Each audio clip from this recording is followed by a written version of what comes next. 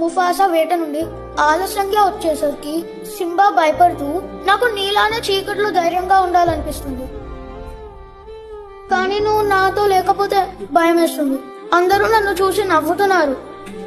ఇప్పుడు ముఫాసా నువ్వు ఒక రోజు భయాన్ని దాటుతావు అని చెప్తాడు. ముఫాసా తన పనిలో భాగంగా వేటకి వెళ్తాడు. సింబా ఎప్పట్లానే ముఫాసా కోసం చీకట్లో ఎదురు చూస్తూ ఉంటాడు.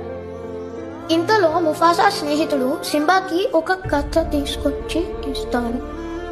సింబా ఆ కథని చదవడం స్టార్ట్ చేస్తాడు.